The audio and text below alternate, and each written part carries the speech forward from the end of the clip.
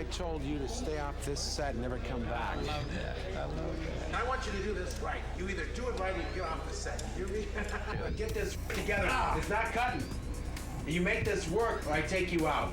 I want you off my set on the double quick. I can't hang out? Just for a minute?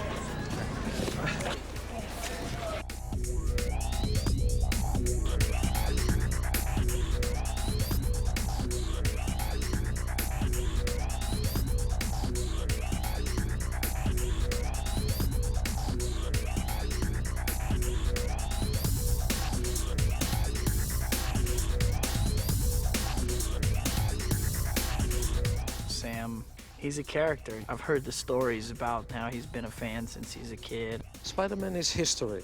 This movie will make history. It's a classic from the get-go. And you need someone there who says, I respect that. I want to make it edgy. I want to make it a high-action adventure. But I have to tell a story here that anybody can see. Sam grew up having Spider-Man painted on the wall in his room, which is the best kind of a man to take the helm for a movie like that. What Sam's good is rooting all the fantastical elements with a reality, which is sort of conventional wisdom, but I felt that all the time, that he always would start out with a very down-to-earth concept and then kind of spin off on that. He has such a great imagination, and I hear him talk about Spider-Man, and his eyes sparkle. So I think that he just, had such a knowledge and such a love for it, and it really comes through.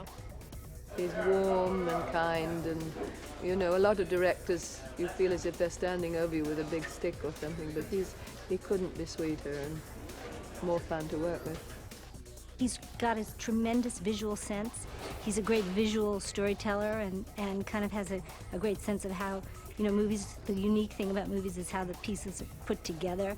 So he has a great sense of how to build a sequence from an action standpoint, but it always comes back to, is it good storytelling?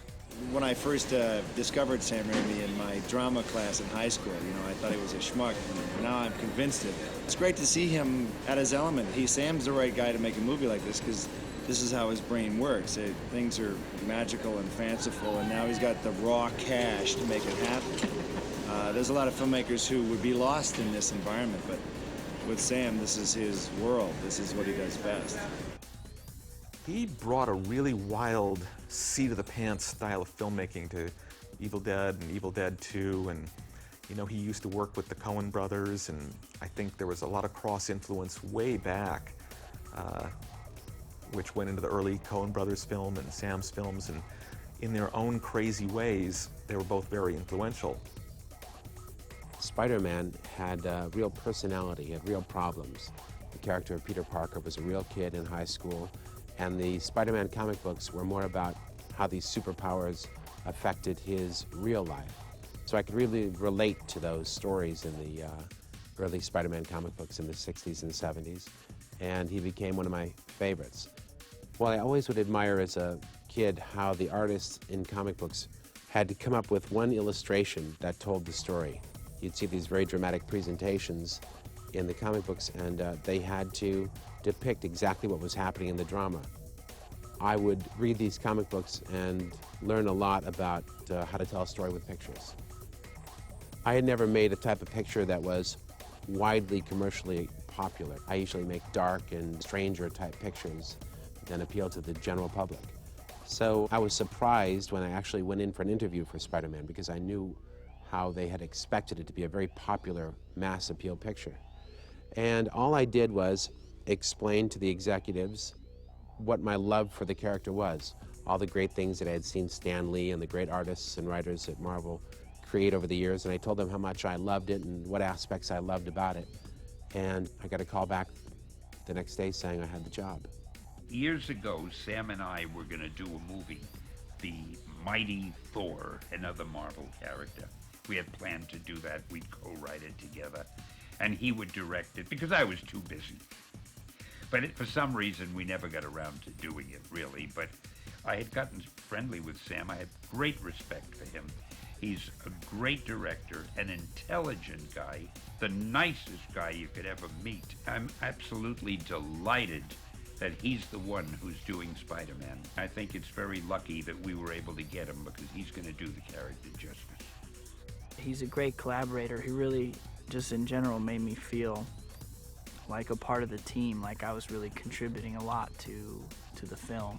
I love working with him because he's just a great example for me of a man who takes his work seriously and takes his family life seriously, and is very sincere and caring, and at the same time he can have a lot of fun and be funny, and he's obviously really good with camera work and can do really crazy fun stuff with the camera. Hang on, Mary Jane!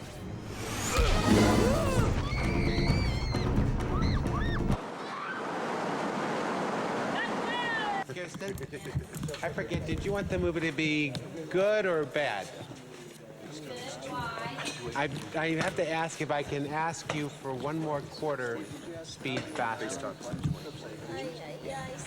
He's so intelligent, so funny on set, and just makes it like a really calm atmosphere where this set could be like, you know, everybody's stressing out, because everybody's stressed out around him, and he just keeps everybody calm and like good-natured, and he's a you know, a good role model.